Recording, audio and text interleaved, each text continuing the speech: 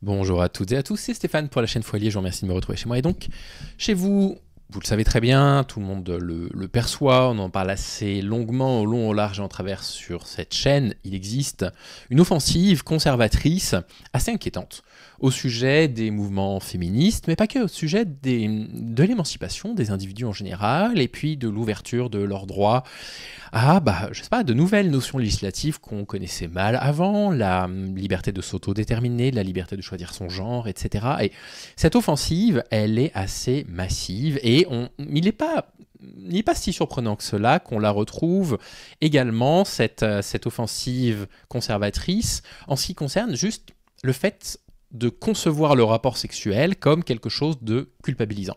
On va écouter ce que Maud Destangal a partagé. Il s'agit des propos d'une sexologue dont on a déjà parlé sur la chaîne, qui s'appelle Thérèse Argot. On va revenir sur elle dans quelques instants.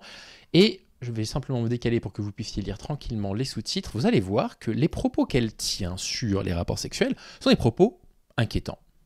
Qu'on en arrive à une telle offensive conservatrice, anti-féministe, tenue dans des propos qui ont c'est toujours la même chose, c'est-à-dire que ça a l'air d'être tenu avec une forme, vous savez, d'empathie, de douceur, de bienveillance. On dit ça parce qu'on pense aux autres, mais en réalité, le discours est terriblement culpabilisant. Quelle différence entre ce qu'elle dit et les propos de Thaïs Descuffon? Je ne sais pas. Dites-moi ce que vous en pensez. L'extrait dure 20 secondes et on discute après de tout ça et on réfléchit un petit peu à toutes ces notions ensemble. D'abord, on couche et après, on voit s'il y a affinité. En gros, c'est un peu ça le modèle de dating en Occident. Si tu couches avec quelqu'un et tu peux pas prolonger ce moment avec cette personne, eh bien, il peut se passer une forme de déprime, voire de dépression. On n'en parle pas, mais c'est un vrai sujet. C'est particulièrement valable chez les femmes. Donc, attention, si vous êtes une femme, à vous respecter aussi dans votre sexualité de femme. D'abord, on couche et après, on voit s'il y a affinité. Voilà, donc si vous avez des rapports sexuels avant d'avoir déterminé la nature de votre relation, vous ne vous respectez pas. Alors, évidemment, c'est complètement faux. Bien évidemment, le rapport sexuel, il peut intervenir. Je ne sais pas d'où vient cette généralité. De toute façon, ce sont des personnes qui n'arrêtent pas d'avancer des choses et puis des chiffres parfois complètement imaginaires.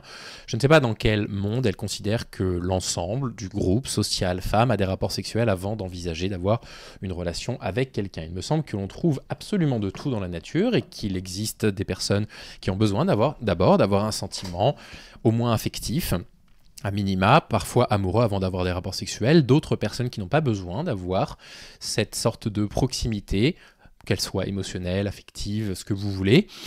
Bref, il y a de tout. Dans tous les cas, à partir du moment où le rapport sexuel arrive à un moment où les deux personnes qui participent, les deux acteurs et actrices du rapport sexuel sont prêts et prêtes, ont exprimé de façon verbale ou de façon absolument évidente un désir mutuel, consentent librement à cet échange, c'est ni trop tôt ni trop tard. Le rapport sexuel arrive évidemment au bon moment. Bien évidemment, il y a ce truc de « mais oui, mais moi je dis ça pour les femmes » parce qu'il peut y avoir un sentiment de déprime après ça. Mais concrètement, oui, évidemment qu'il peut y avoir un sentiment de déprime après avoir eu un rapport sexuel, non pas à cause du rapport sexuel, mais parce que le fait est que aujourd'hui, on sait qu'il y a une sorte de crise de solitude qui existe, qui n'est pas du tout corrélée au fait que vous ayez eu un rapport sexuel avant ou pas. Mais évidemment, si vous avez un rapport sexuel avec une personne avec laquelle, je sais pas, vous vous sentez attaché et que cette personne-là ensuite ne répond pas favorablement à votre désir de pouvoir prolonger la relation, ça peut paraître déprimant. Mais ça n'a rien à voir avec le fait d'avoir eu un rapport sexuel avant ou après ceci ou cela.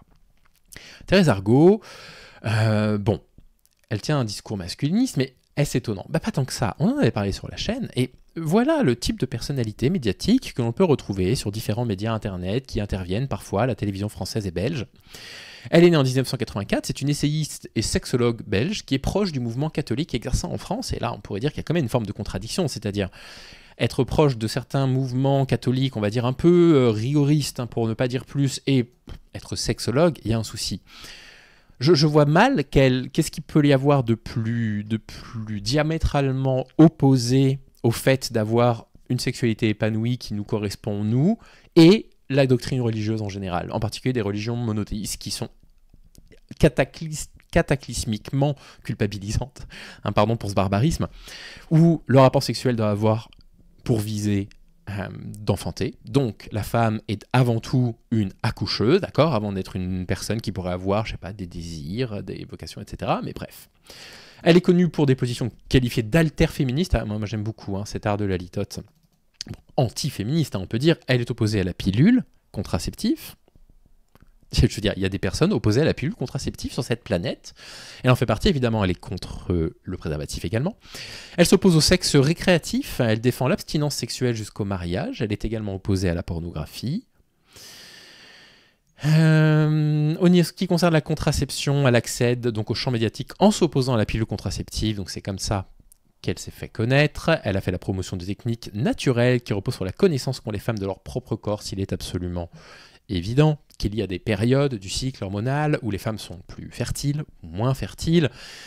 Voilà, à partir du moment où vous n'utilisez pas de moyens contraceptifs, il y a deux risques majeurs. Le premier risque, évidemment, c'est la propagation de maladies ou d'infections sexuellement transmissibles, qui sont évitables par définition. Et le deuxième risque, c'est une grossesse non désirée. Et une grossesse non désirée, lorsque vous vous adressez à une personne qui est contre l'avortement, elle, ça ne lui fait pas grand-chose, mais il faut se rendre compte de la catastrophe que ça peut être dans une vie. Il y a l'avortement, qui parfois est très bien vécu par les femmes, parfois n'est pas bien vécu. Tous les vécus sont évidemment uniques aux personnes qui ont subi évidemment un avortement. Mais bon, je veux dire, c'est pas un acte juste anodin. Dire aux femmes, arrêtez de prendre des contraceptifs en risquant du coup des grossesses non désirées et la propagation d'infections sexuellement transmissibles, c'est quand même assez grave en 2025. Elle affirme que le choix est insuffisamment présenté d'adopter des méthodes de contraception différentes, en particulier les méthodes naturelles. Mais ça ne veut rien dire naturel. Bref. N'hésitant pas à déclarer dans Famille chrétienne que la contraception est le plus grand scandale du siècle. Rien que ça. Donc là, on a une opposition féroce carrément à la deuxième vague du féminisme, qui était une vague principalement orientée vers les droits reproductifs et le fait d'accéder à l'avortement, à la contraception, etc. Concernant la pilule d'urgence ou la pilule du lendemain, en tant qu'intervenante en milieu scolaire, elle dénonce les doses massives nécessaires, voilà, donc elle n'y connaît rien, ainsi que le flou des termes, faisant passer selon elle ce médicament abortif pour un simple contraceptif.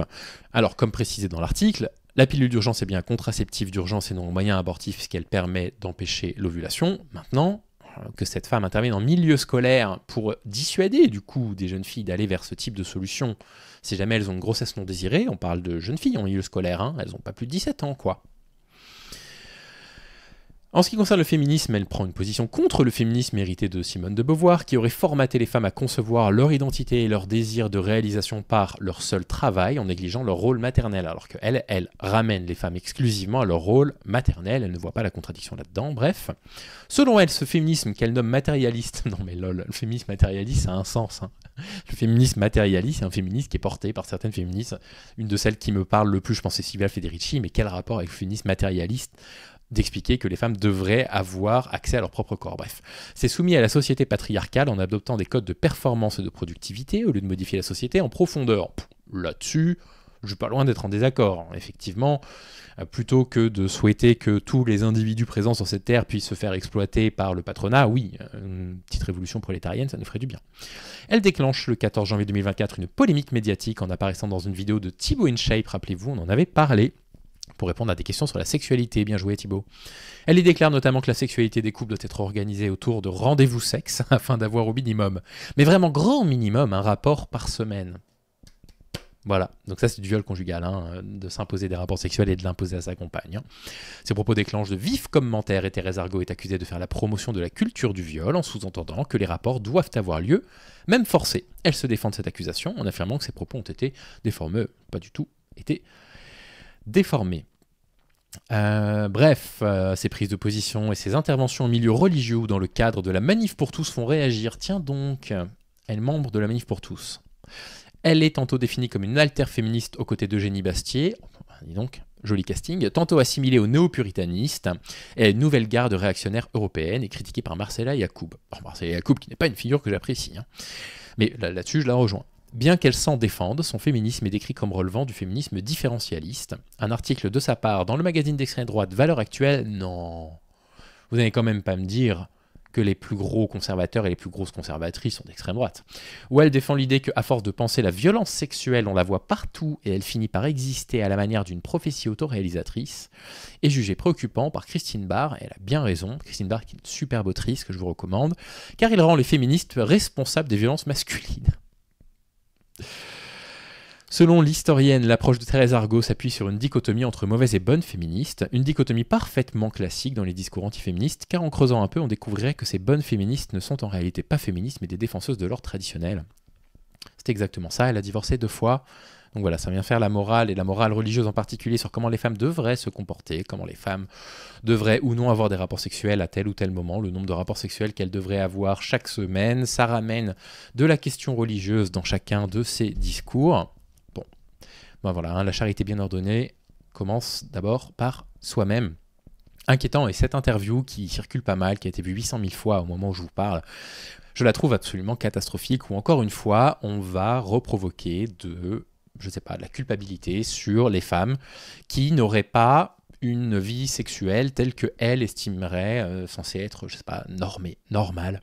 Et tout ceci est très inquiétant, et cette offensive réactionnaire, elle est vraiment fatigante, elle est absolument partout, elle concerne tous les domaines, et on le voit maintenant que ça vient même dans le domaine de l'intime, dans le domaine de la sexualité. On se fait prendre des leçons de morale conservatrice face au type de personnes, et ça suffit. Voilà pour mon commentaire de cet extrait qui circule un peu partout, en espérant que ça a été un petit peu éclairant. Moi je vous souhaite de prendre soin de vous, et je vous dis à demain. Salut les amis.